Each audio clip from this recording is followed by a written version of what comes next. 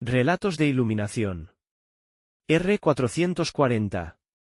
Estaba un pastor apacentando sus ovejas cuando pasó por allí un individuo que le dijo: hermoso rebaño de ovejas, sí señor. A propósito, ¿puedo hacerle una pregunta? Las que usted quiera, dijo el pastor. ¿Cuánto diría usted que andan sus ovejas cada día?, le preguntó. ¿Las blancas o las negras? Las blancas. Bueno, pues las blancas andarán unos 6 kilómetros al día, ¿y las negras? Las negras también. ¿Y cuánta hierba diría usted que comen cada día? ¿Las blancas o las negras? Las blancas. Bueno, pues las blancas comerán unos 2 kilos de hierba al día, ¿y las negras? Las negras también. ¿Y cuánta lana diría usted que dan al año? ¿Las blancas o las negras? Las blancas. Bueno, pues yo diría que las blancas, cuando llega el momento de esquilarlas, darán unos 3 kilos de lana al año, ¿y las negras? Las negras también. El individuo estaba intrigado. ¿Puedo preguntarle por qué, a cada una de mis preguntas acerca de las ovejas, insiste usted en distinguir las blancas de las negras, si resulta que no se diferencian más que en el color? Bueno, verá usted, dijo el pastor, es que las blancas son mías, ¿comprende? Ah, ya. ¿Y las negras? Las negras también. El ser humano hace absurdas distinciones en lo que para el amor es una sola cosa. R441. Cuenta Plutarco que en cierta ocasión vio Alejandro Magno a Diógenes escudriñando atentamente un montón de huesos humanos. ¿Qué estás buscando?, preguntó Alejandro. Algo que no logro encontrar, respondió el filósofo. ¿Y qué es? La diferencia entre los huesos de tu padre y los de tus esclavos. Igualmente indistinguibles son los huesos de los católicos y los de los protestantes, los de los hindúes y los de los musulmanes, los de los árabes y los de los israelitas, los de los rusos y los de los americanos. Y el que ha alcanzado la iluminación no ve la diferencia ni siquiera cuando los huesos están recubiertos de carne. R442. En una pequeña aldea de la India vivía un tejedor sumamente piadoso. Se pasaba el día pronunciando el nombre de Dios, y la gente se fiaba de él incondicionalmente. Cuando había tejido una suficiente cantidad de tela, acudía al mercado para venderla. Y cuando alguien le preguntaba el precio de una pieza de tela, respondía de este modo: por voluntad de Rama, el costo del hilo son 35 céntimos, la mano de obra, 10 céntimos, y el beneficio, por voluntad de Rama, son 4 céntimos. De modo que el precio de esta pieza, por voluntad de Rama, es de 49 céntimos. La gente se fiaba tanto de él que nunca le regateaba un solo céntimo, y todo el mundo pagaba sin rechistar el precio que él pedía. Pues bien, el tejedor tenía la costumbre de acudir de noche al templo de la aldea para alabar a Dios y cantar la gloria de su nombre. En cierta ocasión, bien avanzada la noche, y mientras él estaba cantando, irrumpió en el templo una cuadrilla de ladrones, los cuales, como necesitaban que alguien les ayudara a transportar lo que habían robado, le dijeron: ven con nosotros. El tejedor cargó con el botín sobre su cabeza y los siguió dócilmente. Pero no tardó en perseguirles la policía, y los ladrones salieron huyendo. El tejedor corría con ellos, pero, como era ya un hombre bastante mayor, lo prendieron enseguida. Al ver que llevaba el botín, lo arrestaron y lo encerraron en el calabozo. A la mañana siguiente fue llevado ante el juez y acusado de robo. Cuando el juez le preguntó si tenía algo que alegar, el tejedor dijo: señoría, por voluntad de Rama, anoche acabé de cenar, por voluntad de Rama, acudí al templo a cantar sus alabanzas. Fue entonces cuando, de pronto, por voluntad de Rama, irrumpió una cuadrilla de ladrones que, por voluntad de Rama, me invitaron a transportar para ellos su botín. Y pusieron sobre mi cabeza una carga tan pesada que cuando, por voluntad de Rama, nos persiguió la policía, me agarraron enseguida. Entonces, por voluntad de Rama, me arrestaron y me encerraron en el calabozo. Y aquí me tiene esta mañana su señoría, por voluntad de Rama. El juez dijo a los policías: suelten a este hombre. Evidentemente, está como una cabra. De regreso en su casa, cuando le preguntaron qué le había ocurrido, el piadoso tejedor respondió: por voluntad de Rama, he sido arrestado y juzgado. Y por voluntad de Rama he sido absuelto. R443. Érase un rabino que vivía en una aldea de la estepa rusa. Durante 20 años, todas y cada una de las mañanas cruzaba la plaza de la aldea para ir a orar a la sinagoga, y todas y cada una de las mañanas lo observaba un policía que odiaba a los judíos. Al fin, una mañana, el policía se acercó al rabino y le preguntó a dónde iba. No lo sé, respondió el rabino. ¿Qué significa eso de que no lo sabes? Durante los últimos 20 años, te he visto todas las mañanas acudir a esa sinagoga que está al otro lado de la plaza, y ahora vienes con que no lo sabes. Voy a darte una lección, para que te enteres. Y, dicho esto, agarró al viejo rabino de la barba y lo condujo así hasta el calabozo. Mientras el policía abría la cerradura de la puerta del calabozo, el rabino, mirándolo maliciosamente, le dijo, ¿ves ahora lo que quería decir cuando te dije que no lo sabía? R. 444. ¿Qué tiempo cree usted que vamos a tener hoy? Le preguntó un individuo a un pastor en el campo. El tiempo que yo quiero, respondió el pastor. ¿Y cómo sabe usted que va a hacer el tiempo que usted quiere? Verá usted, señor, cuando descubrí que no siempre puedo tener lo que quiero, aprendí a querer siempre lo que tengo. Por eso estoy seguro de que va a hacer el tiempo que yo quiero. La felicidad y la desdicha dependen de cómo afrontemos los acontecimientos, no de la naturaleza de los acontecimientos en sí. R. 445. Una anciana monja se había probado el nuevo hábito y estaba hablando acerca de sus exequias con la Madre Superiora. Me gustaría que me enterraran con el hábito antiguo, decía la monja. Por supuesto, le dijo la superiora. Si usted va a estar más cómoda. Cuando el yo ha desaparecido, uno ha muerto. Y, al igual que un cadáver, está cómodo con cualquier cosa. A fin de cuentas, cuando uno se ha empeñado en ahogarse, no insiste en que sus vestidos estén secos para que la cosa resulte más cómoda. No olvidéis de suscribirte y compartir o dale el visto bueno si te gustó. Relatos de iluminación. R. 446. Un cuento asídico, una noche, le fue ordenado en sueños al rabino Isaac que acudiera a la lejana Praga y que, una vez allí, desenterrara un tesoro escondido debajo de un puente que conducía al palacio real. Isaac no se tomó el sueño en serio, pero, al repetirse 4 o 5 veces, acabó decidiéndose a ir en busca del tesoro. Cuando llegó al puente, descubrió consternado que estaba día y noche fuertemente vigilado por los soldados.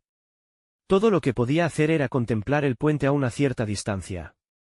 Pero, como acudía ya todas las mañanas, el capitán de la guardia se le acercó un día para averiguar el porqué. El rabino Isaac, a pesar de lo violento que le resultaba confiar su sueño a otra persona, le dijo al capitán toda la verdad, porque le agradó el buen carácter de aquel cristiano. El capitán soltó una enorme carcajada y le dijo, cielos! ¿Es usted un rabino y se toma los sueños tan en serio? Si yo fuera tan estúpido como para hacer caso a mis sueños, ahora estaría dando vueltas por Polonia. Le contaré un sueño que tuve hace varias noches y que se ha repetido unas cuantas veces. Una voz me dijo que fuera a Cracovia y buscara un tesoro en el rincón de la cocina de un tal Isaac, hijo de Ezequiel.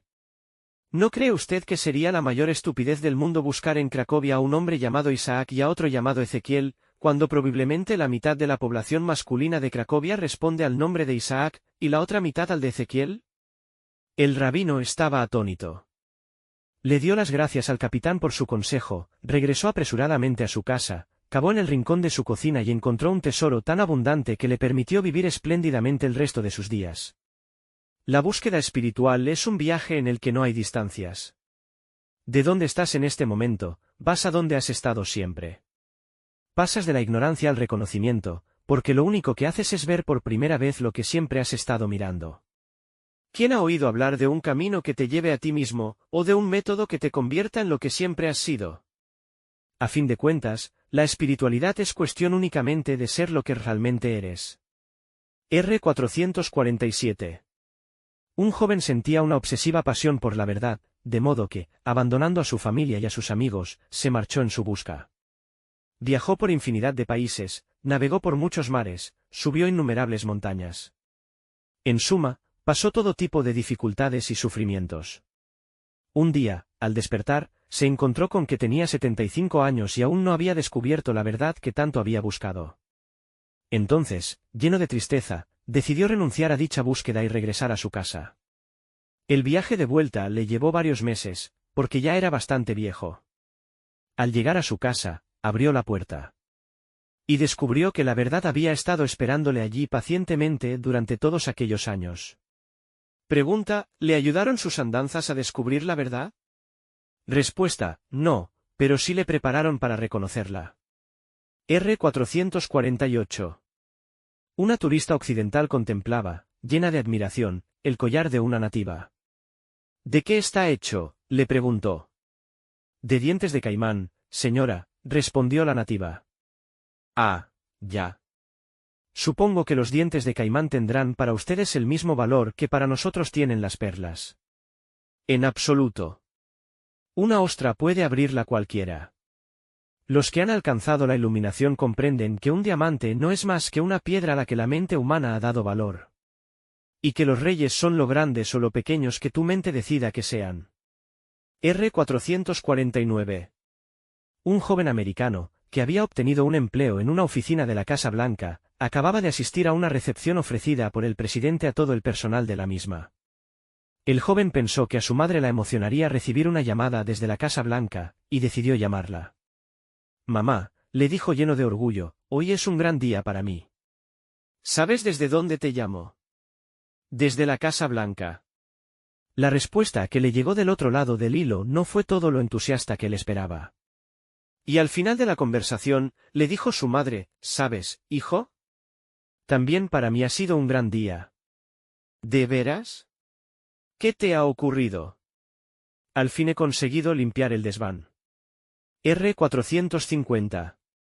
Los que no han alcanzado la iluminación no logran verse a sí mismos como la causa de todos sus pesares.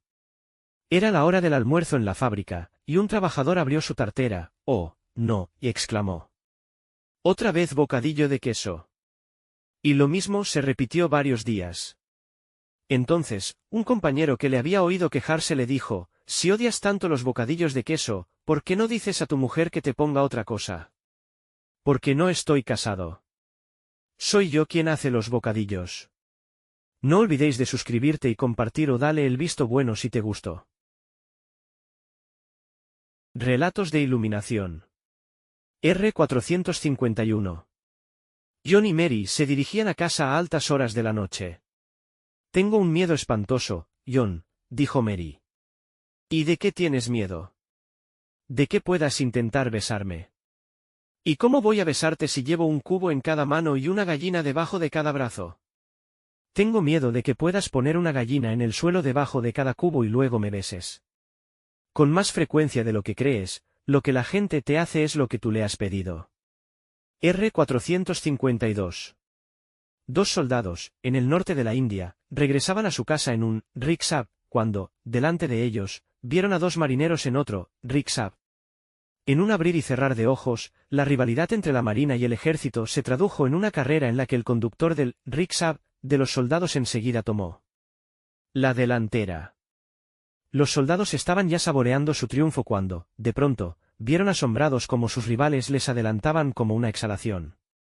Pero aún les asombró más ver cómo el conductor, sentado en el asiento de los pasajeros, animaba vehementemente a uno de los marineros, que había ocupado su lugar. Los que han alcanzado la iluminación prefieren sentirse satisfechos, más que victoriosos. R-453. Dos hombres se hallaban dispuestos para librar un duelo a pistola, para lo cual se había despejado el centro del salón. Uno de ellos, un tipo diminuto y escuálido, era un tirador profesional, el otro, un sujeto enormemente fornido, se puso a protestar, un momento. Esto no es justo, porque él tiene que apuntar a un blanco mayor que el mío. Al otro se le ocurrió enseguida una idea. Volviéndose hacia el propietario del salón, le dijo, mande dibujar con tiza la silueta de un hombre de mi tamaño en el cuerpo de mi adversario. Cualquier bala que no entre dentro de la silueta no valdrá. Los que han alcanzado la iluminación se preocupan más de vivir que de vencer. R-454. Los que no han alcanzado la iluminación venderían su alma para demostrar que tienen razón. Antes de salir, ayer por la tarde, aposté con mi mujer $10 a que regresaría antes de medianoche. ¿Y qué pasó? Que la dejé ganar. R-454A. Un signo inequívoco de haber alcanzado la iluminación es no preocuparse ya de lo que la gente pueda pensar o decir. Una fábrica de muebles envió la siguiente nota a uno de sus clientes. Estimado Mr. Jones, ¿qué pensarían sus vecinos si tuviéramos que enviar un camión a su casa de usted para recoger los muebles que aún no se ha dignado usted pagar? Y la respuesta no tardó en llegar: muy señor mío, he hablado del asunto con mis vecinos para averiguar lo que pensaban. Y todos ellos opinan que sería un truco muy sucio, propio de una compañía mediocre y rastrera. R455. Desde niño, un hombre había tomado la decisión de que nunca se contentaría con nada que no fuera lo mejor. Esta decisión le había ayudado a alcanzar el éxito y la riqueza, y ahora tenía medios para procurarse verdaderamente lo mejor.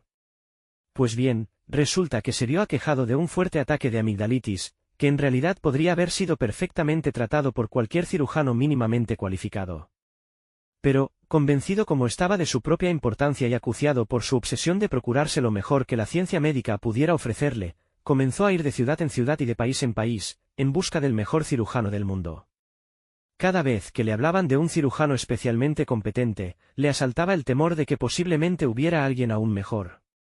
Un día, sin embargo, su infección de garganta se agravó de tal manera que se hizo urgentemente necesaria una intervención, porque su vida corría peligro.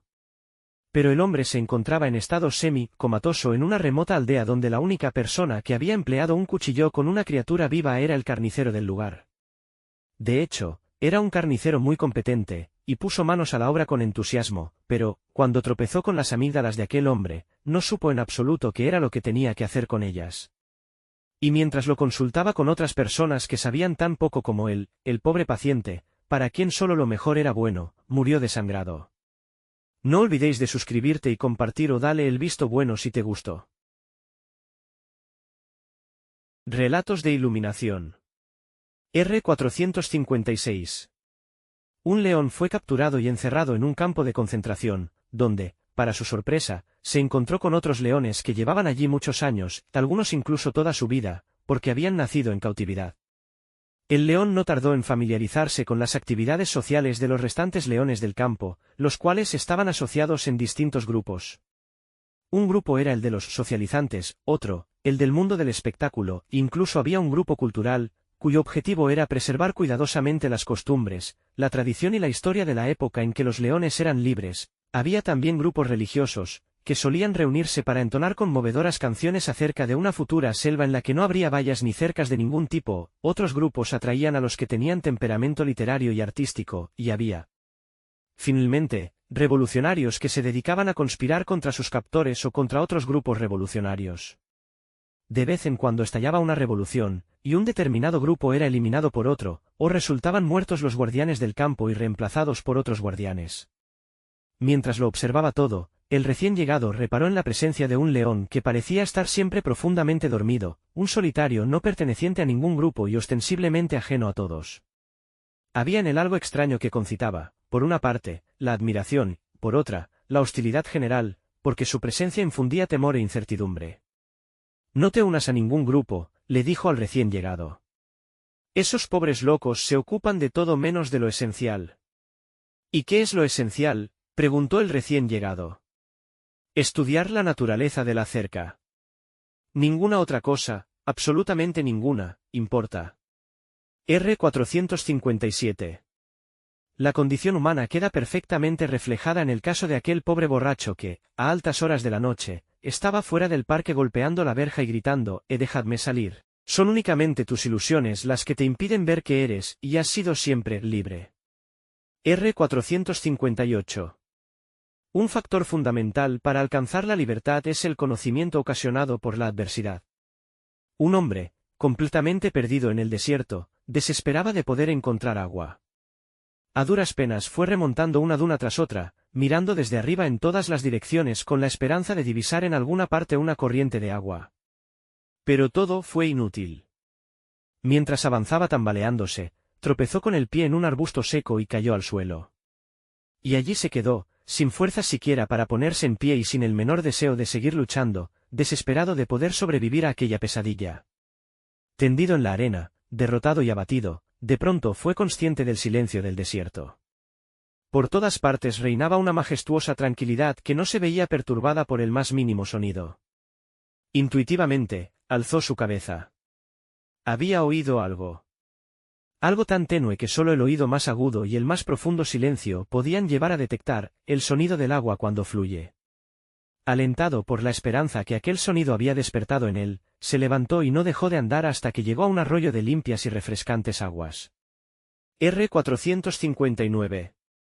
No hay otro mundo más que este. Pero hay dos formas de mirarlo. En la antigua India había un rey, llamado Janaka, que además era un sabio. Un día, estaba Janaka durmiendo la siesta en su cama cubierta de flores, mientras sus sirvientes le abanicaban y sus soldados montaban guardia ante su puerta. Cuando estaba quedándose dormido, tuvo un sueño en el que un rey vecino le derrotaba en una batalla, le hacía prisionero y le torturaba.